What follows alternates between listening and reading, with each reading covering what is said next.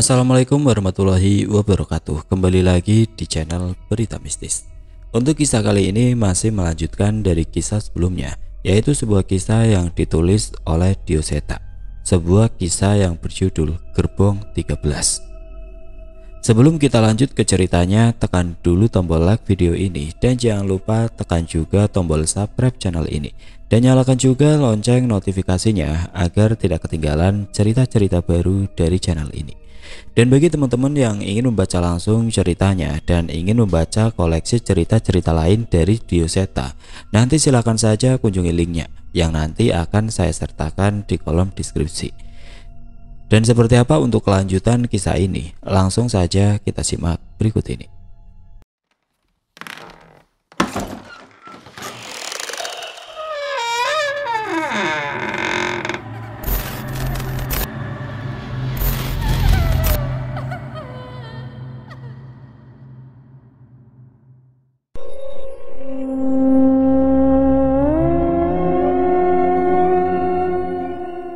Butuh waktu beberapa menit hingga Kasdi mulai bisa berdiri dengan tenang. Sepertinya tetesan air hujan dan angin yang kencang juga membuatnya tidak betah di sambungan gerbong ini. "Kira-kira apa yang ada di gerbong itu ya, Nok?" tanya Kasdi. "Gak tahu, Dik, tapi kita harus cepat-cepat menemui siapapun petugas atau masinis yang ada di depan," balasku. Kasdi mengatur nafasnya. Ia menatap tajam pintu gerbong di depan dan mempersiapkan mentalnya. "Pokoknya begitu kita buka pintu itu, kita langsung lari secepat mungkin. Apapun yang ada di sana, kita pura-pura tidak melihat saja," perintah Kasdi. Aku setuju dengannya. Kita tidak perlu tahu ada apa yang ada di gerbong setelah ini sampai kita menemui manusia siapapun. 1, 2, 3. Aku membuka pintu sementara Kasdi berlari duluan. Aku segera menyusul mengikutinya. Brak! Seketika Kasdi menabrak sebuah tembok yang membuatku juga terjatuh menabraknya. "Aduh, asem. Apa ini?" ucap Kasdi. "Gimana toh malah nabrak?" balasku. Kasdi meraba-raba tembok di depannya. Ia pun menemukan jalan dari sisi sebelahnya. "Asem. Gerbong makan, Nok. Penyok hidungku." Aku menepuk dahiku. Kami sama sekali tidak menyangka akan gerbong berikutnya adalah gerbong makan. "Ya udah, hati-hati, gak usah peduliin apapun," ucapku. Kasdi setuju. Dalam kegelapan kami berusaha mencari jalan untuk lekas meninggalkan gerbong ini. "Ada makanan gak ya?" tanya Kasdi tiba-tiba. "Lapar kamu, jangan aneh-aneh. Ini kereta gak beres," balasku. Kami berjalan melalui beberapa meja dan kursi yang berhadap-hadapan.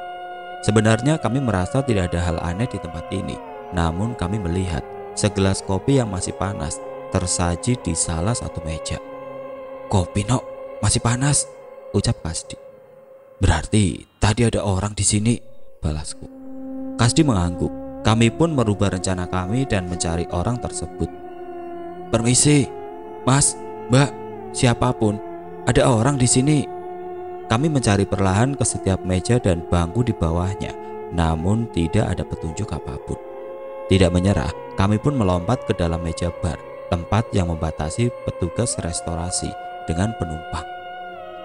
Aku mengecek ke kolong meja hingga kerak yang ada di dalamnya. Awalnya aku pikir tidak akan menemukan apa-apa, tapi saat sampai di lemari penyimpanan belakang, tiba-tiba terdengar suara ketukan yang sepertinya tidak disengaja. Aku membuka lemari itu dan benar saja ada seseorang di sana. "Di sini, Dik, ada orang." Kasdi segera melompati meja dan menghampiriku. "Dia masih hidup, Nok?" tanya Kasdi. Aku mencoba mendekatinya dan beberapa kali menggoyangkan tubuhnya. Mas, bangun, Mas," ucapku. Aku memeriksa masih ada nafas di tubuh orang itu dan mencoba membangunkannya lagi. "Permisi, Mas, bangun." Dengan perlahan tiba-tiba orang itu membuka mata dan mencoba mengenali kami. Siapa kalian? Kenapa kalian bisa ada di sini?" tanya orang itu. Aku dan Kasdi saling menatap. Kami sedikit bernafas lega ketika tahu masih ada satu manusia lagi di kereta ini. "Masnya petugas kan? Tolong, Mas, kita mau pergi dari kereta ini. Ini bukan kereta biasa kan?" Kasdi langsung bertanya secara frontal. Orang itu mencoba berdiri dan mendekati kami. Namun sepertinya ia gagal. Wajahnya terlihat frustasi, seolah sudah tahu kondisinya. "Kalian seharusnya tidak ada di kereta ini," ujar orang itu. Iya mas, makanya kita ingin pergi," balasku. "Terlambat, kereta ini hanya berhenti di satu stasiun tua.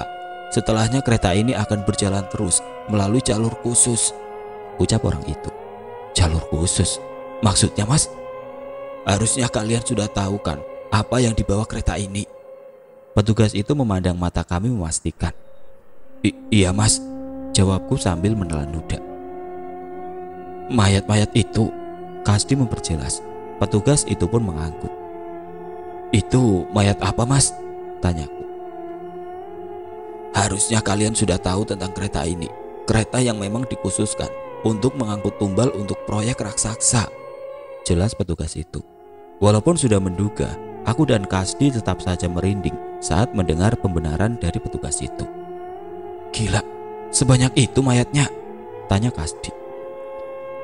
"Tidak hanya mayat, mereka yang masih hidup juga sengaja dijebak, diracun agar mati di kereta ini untuk menggenapi." Mendengar ucapan itu, kami pun mulai emosi. Berarti bisa saja penumpang-penumpang di gerbong yang tadi sebelumnya masih hidup. "Brengsek, siapa orang biadab yang tega melakukan ini?" ucap Kasdi dengan penuh emosi. Itu saya," balas petugas itu. Sontak aku dan Kasdi kaget. Mas yang membawa mayat dan menghabisi penumpang tadi?" tanyaku. Petugas itu mengangguk. "Brengsek, untuk apa ini semua?" Kasdi menarik kerah petugas itu dan melemparnya keluar. Aku berusaha menahan tubuh Kasdi. Aku pun terbakar emosi. Tapi saat ini, rasa takut tidak bisa lolos dari kereta ini lebih membuatku takut. "Sabar Di, sabar. Dia satu-satunya orang yang mungkin bisa membantu kita selamat," ucapku. Petugas itu mencoba untuk berdiri, tapi aneh, ia sama sekali tidak bisa mengangkat tubuhnya. "Lah, masnya sendiri kenapa bisa begini?" tanyaku. Mendengar pertanyaanku, perlahan petugas itu mulai menitikkan air mata. "Saya dijebak." "Maksud masnya?" "Kami sekelompok dirancam oleh bos proyek dan diminta untuk mengumpulkan tumbal. Ada uang yang besar yang dijanjikan, namun bukan itu alasannya. Anak dan istri kami dijadikan jaminan. Apabila tidak gagal mengumpulkan tumbal, mereka yang akan dibawa." "Maksudnya, bila tidak dapat mengumpulkan tumbal, anak istri masnya dan lain yang akan dikorbankan?" tanyaku. Petugas itu mengangguk. "Terus kenapa masnya masih di sini?" tanya Kasdi. "Saya bertugas menghitung seluruh jasad dan korban yang disiapkan. Namun ternyata kurang satu. Saya mulai merasa ada yang tidak beres. Dan ternyata dugaan saya benar. Sayalah yang harus menggenapi jumlah tumbal itu," jelasnya. "Bagaimana bisa? Apa yang dilakukan mereka sama masnya?" "Kopi itu. Saya membuat kopi sembari mencari cara untuk pergi. Ternyata ada racun di kopi itu," jelasnya. "Seandainya bukan dari kopi itu, pasti ada cara lain yang dilakukan untuk membunuh saya." Kasdi menatapku. Kami menoleh kembali ke arah gelas kopi yang seharusnya sekarang mulai mendingin. "Kalian pergilah. Kalau kereta ini sudah sampai tujuan, kalian tidak mungkin selamat," ucap petugas itu. Sedari tadi memang itu tujuan kami. "Tapi gimana caranya mas?" tanyaku. "Rem darurat di setiap gerbong sudah rusak. Dari 13 gerbong yang ada, hanya gerbong paling depan yang memiliki rem darurat," ucap petugas itu. 13 gerbong? Berarti masih setengah perjalanan lagi," balasku. "Kami mengalami berbagai kejadian di gerbong sebelumnya mas. Apa gerbong berikutnya juga sama atau malah lebih parah?" tanya Kasdi. Wajah petugas itu terlihat bingung. "Kejadian, seharusnya hanya ada jasad dan orang baru saja meninggal mas," ucap petugas itu. Aku berpikir, mungkin saja benar kejadian-kejadian sebelumnya adalah halusinasi atas rasa takut kami setelah melihat mayat sebanyak itu. "Ya sudah mas, ada apa saja di gerbong berikutnya?" tanyaku mempercepat. "Seharusnya hanya ada jasad manusia yang terjebak. Sebagian diracun dengan gas sebagian lagi memang tidak bernyawa. Tapi, ucapan petugas itu tertahan. Tapi apa, Mas? Di barisan gerbong berikutnya ada seorang nek. Belum sempat menyelesaikan kata-katanya, tiba-tiba ia terbatuk, memuntahkan darah dari mulutnya. Mas, kenapa Mas? Mas, ucap Kasdi panik. Sayangnya petugas itu terus batuk, darahnya bermunceratan ke dinding-dinding kereta. Tidak ada sepatah pun kata yang ia ucapkan lagi, hingga terbaring tidak bergerak. Aku pun panik dan mengecek nafas dan detak jantungnya. Mati, Dik, dia mati, teriakku panik pada Kasdi. Kasdi menggoyangkan tubuh petugas itu dan memastikan, namun petugas itu benar-benar tidak bergerak. Kami melampiaskan kekesalan sesaat dengan memukul dinding kereta. Satu-satunya harapan kami untuk bisa pergi kini menghilang. Kita harus lanjut, No. Gak bisa diem di kereta ini, ucap Kasdi. Tapi lanjut kemana? Tanyaku. Dengarkan tadi, ada rem darurat di gerbong paling depan. Kita berhentiin kereta ini dan pergi, jawab Kasdi. Terus keretanya gimana? Aku gak peduli, biar aja kereta ini berhenti di hutan-hutan begini. Sisanya kita tinggal cari cara untuk meninggalkan hutan-hutan ini, ucap Kasdi. Memang cukup beresiko, tapi ada benarnya juga. Di hutan lebih aman daripada di kereta ini. Setelah mempersiapkan diri, kali ini kami benar-benar mengambil ancang-ancang untuk berlari secepat mungkin menerobos gerbong berikutnya. Benar ucapan petugas itu. Gerbong berikutnya layaknya gerbong kereta biasa, namun semua orang di kursinya terlihat tertidur. Belajar dari pengalaman sebelumnya, kami tidak lagi berniat mengecek kondisi penumpang itu dan memilih untuk menerobos ke gerbong berikutnya. Gerbong berikutnya tidak jauh berbeda, namun ada bau kemenyan yang tercium di gerbong ini. Seperti tadi, kami ingin berlari secepat mungkin meninggalkan gerbong ini, tapi tiba-tiba Kasdi terhenti saat menyadari sesuatu. Biadab, ucap Kasdi setelah sadar dengan sosok di sekitar kami. Aku yang baru saja menyadarinya juga berusaha menahan mual. Bagaimana tidak, seluruh penumpang di kereta ini sudah tidak bernyawa dengan kepala yang sudah tidak lagi berada di tempatnya. Siapa yang tega melakukan hal ini? Ucapku. Kami berusaha menahan rasa takut kami dan terus berjalan. Dan tepat saat akan memasuki gerbong berikutnya, pertanyaan kami pun segera terjawab. Dari kaca pintu gerbong, terlihat seorang nenek tua berambut putih panjang dengan baju kebaya yang sudah bersimbah darah. Ia menggenggam sebuah parang di tangannya dan menghampiri satu persatu penumpang yang baru saja menjadi mayat itu. Ia memenggal kepala setiap penumpang itu tanpa belas kasihan.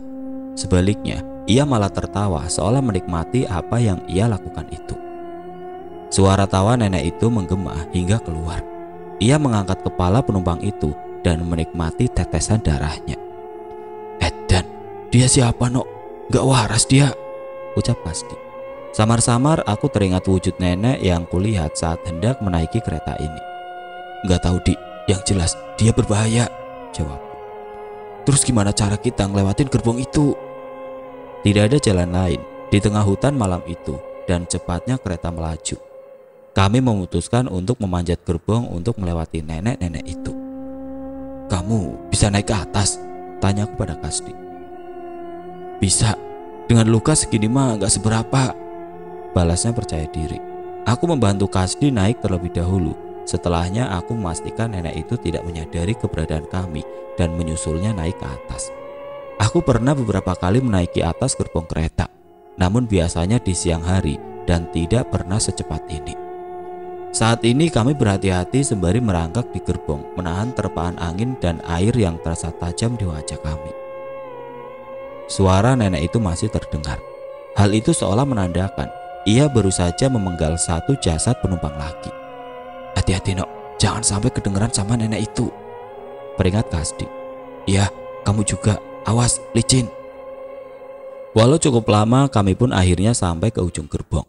Kami berpikir untuk turun atau terus melakukan perjalanan dari atas. Kalau kita lanjut perjalanan dari atas ini, kira-kira bisa lompat ke gerbong berikutnya? Tanyaku pada Kasdi. Bahaya, licin banget. Tapi kalau berhasil berjalan di atas gerbong, saat ini lebih berbahaya dibanding di dalam, balas Kasdi. Ya terus gimana? Aku milih ngambil resiko itu. Kita coba lompat ke gerbong depan, balas Kasdi. Aku sedikit ragu, tapi aku setuju bahwa itu pilihan terbaik saat ini. Kasdi pun mengambil ancang-ancang. Ia sedikit berlari dan melompat ke gerbong berikutnya. Brak! Terdengar suara yang cukup keras saat Kasdi mendarat ke atap gerbong berikutnya. Aku pun bersiap melakukan hal yang serupa. Aku berlari dan melompat menuju gerbong berikutnya. Seharusnya ini bukanlah hal yang sulit. Brak! Sekali lagi terdengar suara yang keras tepat saat aku mendaratkan kakiku di atap gerbong. Namun sialnya, air hujan membuat pijakanku meleset hingga tubuhku hampir terjatuh di celah sambungan gerbong. "No, pegang!"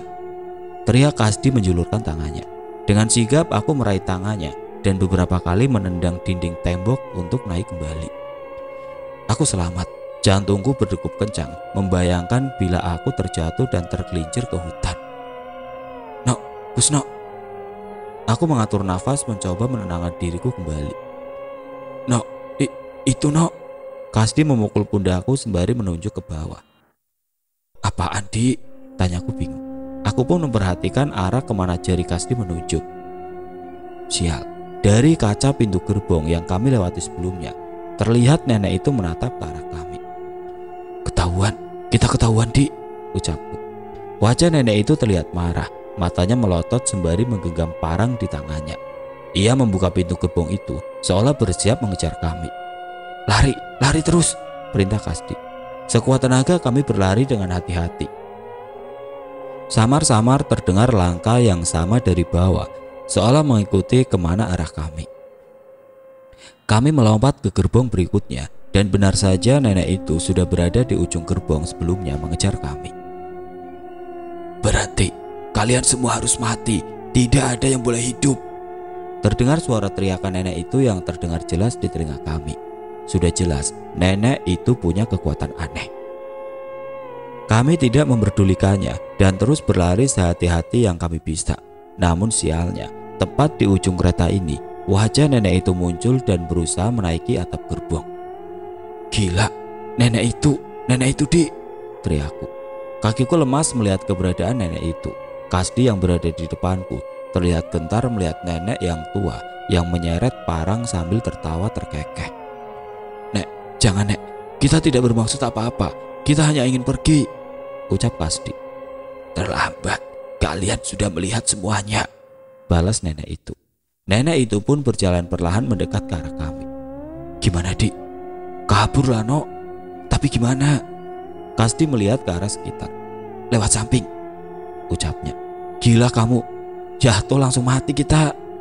"Makanya jangan jatuh."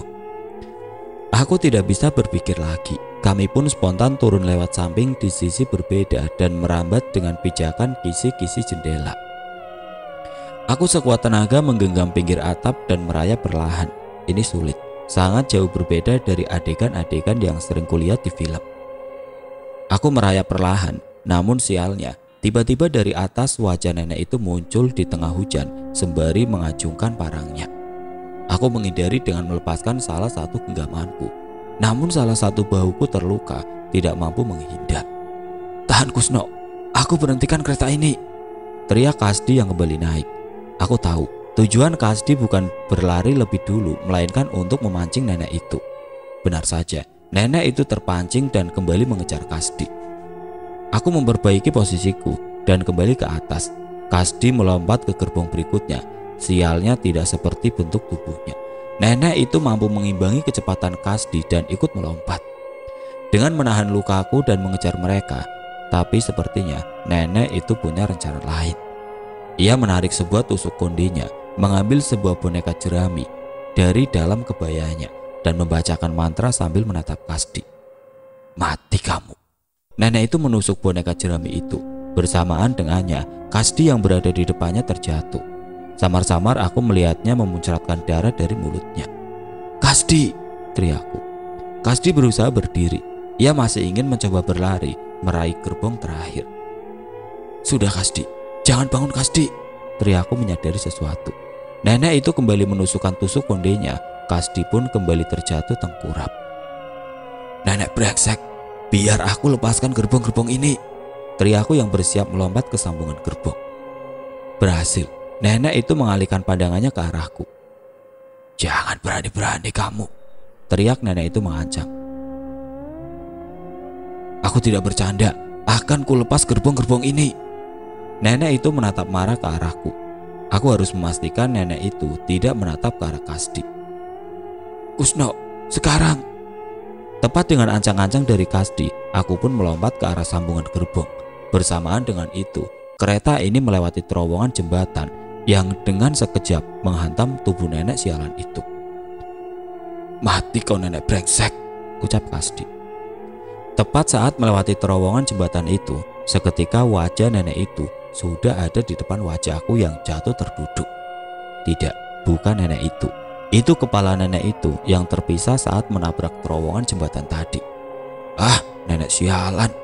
Aku pun melempar kepala itu ke hutan, tempat kami melintas. "Kasdi!" Aku segera bergegas melewati gerbong berikutnya untuk memeriksa keadaan Kasdi. Ia turun dari atap gerbong, tepat sebelum gerbong paling depan. "Gimana, Dik? Lukamu?" tanyaku memastikan. "Tenang saja, gak apa-apa. Aku tahu ilmu santet begituan. Kalau dia gak punya rambut atau darahku, dia gak bakal bisa langsung ngebunuh," jelas Kasdi. "Kok kamu bisa tahu begituan?" tanyaku. "Bapakku kan dibunuh pakai santet kayak begitu. Udah, gak usah dibahas," balasnya singkat. Aku tertegun sejenak mendengar jawaban Kasdi, namun itu tidak berlangsung lama. Di hadapan kami saat ini adalah gerbong terdepan. Benar ucapan petugas itu. Ada sebuah tuas rem darurat yang tertutup kaca. Sepertinya itu memang masih bisa berfungsi. "Gila, benar-benar gak ada manusia lagi di gerbong ini," ucapku. "Mereka mempercayakan memberhentikan kereta ini cuma sama nenek-nenek itu. Benar-benar gak waras," tambah Kasdi. Tidak mau mengulur waktu lagi, kami pun memecahkan kaca pengaman tuas rem darurat itu dan menariknya sekuat tenaga.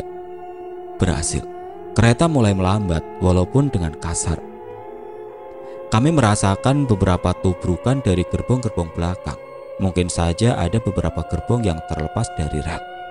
Kami tidak peduli, setidaknya kereta berhasil melambat. Tidak menunggu kereta itu berhenti, saat kecepatan sudah mulai aman, kami pun melompat menuju pinggir hutan. Dengan segera kami berlari menjauh dari kereta yang sepertinya beberapa gerbongnya akan keluar dari lintasan rel itu. "Lari, jangan berhenti, ikuti arah ruas pohon saja biar nggak tersesat," perintah Kasdi. Aku mengikuti perintah Kasdi. Hutan ini sangat gelap, tapi setidaknya pohon-pohon di sini adalah pohon jati yang memang ditanam manusia. Jadi posisinya sedikit teratur. Kami berlari sekuat tenaga, dan ketika merasa sudah mulai aman, kami pun berhenti di daerah yang tidak begitu jauh dari jalan utama. "Sudah aman?" tanyaku. "Harusnya sudah. Kita jalan aja cari jalan raya, terus kita cari tumpangan truk saja," ucap Kasdi. Malam itu terasa begitu panjang. Saat matahari terbit, barulah kami sampai di pinggir jalan yang dilewati berbagai kendaraan. Kasdi akhirnya berhasil memberhentikan sebuah truk untuk kami tumpangi. "Ngapunten Pak, izin numpang sampai kota ya," ucap Kasdi. "Lah, tumben Mas, jarang-jarang ada yang numpang dari tempat beginian," tanya supir itu. "Iya Mas, tadi naik ke..." Belum sempat menjawab supir itu, Kasdi menyenggol tubuhku. "Iya Mas, tadi kita salah turun, boleh ya numpang?" "Boleh, naik aja di belakang," ucap supir itu tanpa curiga. "Matur nuwun Mas," balasku. Kami pun bergegas memanjat bak truk itu dan mencari posisi yang nyaman. "Akhirnya Nok, kita bisa bernafas lega," ucap Kasdi. "Iya Dik, soal kejadian di kereta itu, apa kita laporin ke polisi ya?" "Gila kamu, mereka itu pemain proyek bisa. Kita nggak tahu siapa kawan mereka. Salah-salah kita yang diincar," jawabnya. Benar juga, tidak mungkin kereta sebesar itu bisa beroperasi tanpa sepengetahuan lembaga terkait. "Udah tidur aja, sampai kota, baru kita pikirin mau ngapain," ucap Kasdi.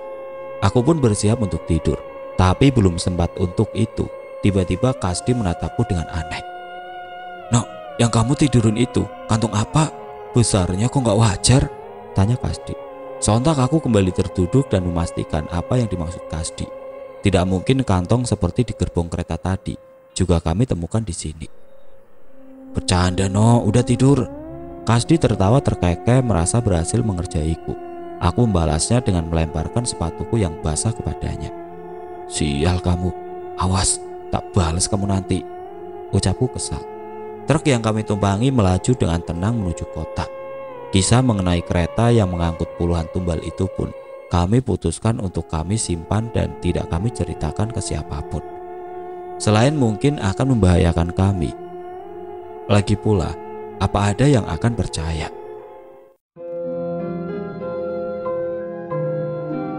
Oke teman-teman, sekian untuk cerita kali ini. Bagaimana menurut kalian tentang kisah ini? Tulis komentar kalian di kolom komentar. Dan bagi teman-teman yang baru bergabung, jangan lupa untuk like, komen, share, serta subscribe channel ini. Dan nantikan kisah-kisah horor berikutnya tetap di channel Berita Mistis. Wassalamualaikum warahmatullahi wabarakatuh.